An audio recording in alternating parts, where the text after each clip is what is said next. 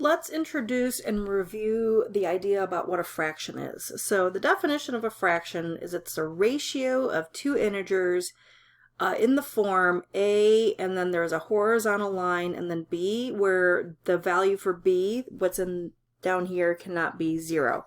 So this idea about ratio just indicates that there's the operation of division. Okay, so the fraction bar, as we use it, represents division. We're just kind of using this as a different representation. And then the value that's down here cannot be 0. So the upstairs and downstairs are given special names. The number upstairs is called the numerator, and the number downstairs is called the denominator.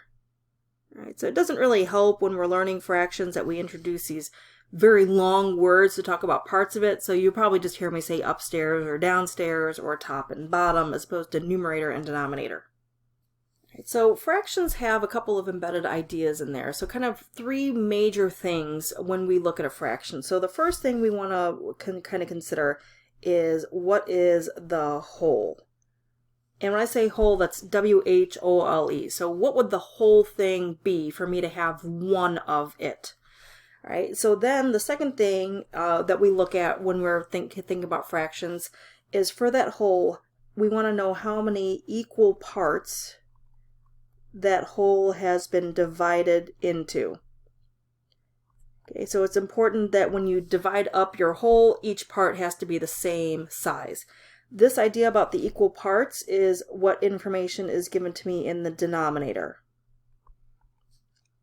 So then the numerator, the top number, is answering for us how many of those parts do we have. So that's numerator information.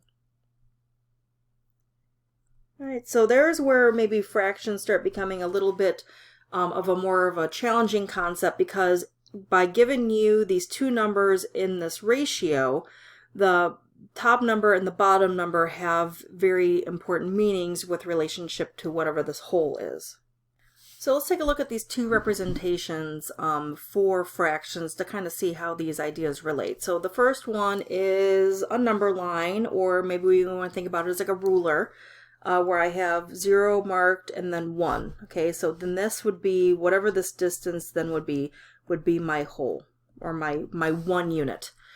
So then my 1 unit is going to be broken in this particular example into 4 equal size parts. All right, so there's 1, 2, 3, 4 equal size parts to make my 1 whole. And then the numerator then tells me kind of how far I've gone, or how many parts I've grabbed to build my fraction. So the fraction 1/4 means I've only grabbed 1 part, where I would have needed 4 parts to build 1 whole. If I grab 2 parts, that's the fraction 2/4. If I grab 3 of the parts, that's 3/4.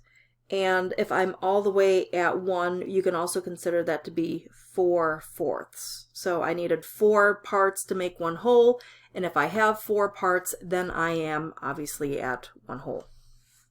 All right, so that's kind of a number line representation, or you can think about it like what you would see maybe on a ruler. Another representation that's commonly used for fractions is fraction circles, which, you know, sometimes we think about it maybe as like pizzas. So in this particular example, I've got my 1 whole would be the entire circle. In this particular circle, I've broken this one up into 8 equal size pieces. Okay, so when I go to write a fraction for each piece, the denominator would be 8. Sometimes I abbreviated denominator as denom because it's just a long word to write. And then the numerator would how many pieces I would have under consideration. So in this particular example, I've got 2 pieces shaded. So then the fraction that's represented here is 2/8. Right? I have 2 pieces shaded where I would have needed 8 pieces to make my 1 whole. All right, so that's just very fundamentally what fractions tell us. So there's a lot of embedded information. A couple things we should know about fractions, which I'm going to call special fractions, is if you're looking at a fraction and you have the same number in both the top and the bottom, that fraction would simplify to 1.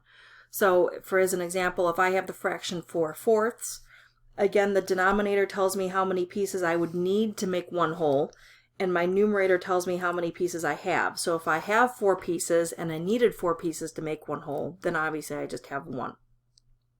Any number divided by 1 equals itself. So if you're looking at a fraction where the denominator is 1, that simplifies to just whatever you're seeing up in the top portion. And sometimes we use this in reverse. If I'm given any number that's just sitting by itself, so for instance, if my number is like 6, I can turn this into a fraction by putting it over 1. And it's sometimes helpful to force that fraction form when we go to do operations with fractions. Some of the other things that we should know is that 0 divided by any number equals 0. So when I say 0 is going to be divided by another number, that means that the 0 is in the numerator of the top, or the top of the fraction. So if you have 0 divided by anybody, or 0 is in the numerator, that just simplifies to 0.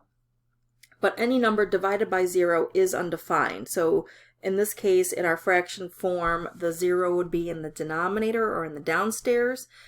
In mathematics, we just write on the word undefined when that happens.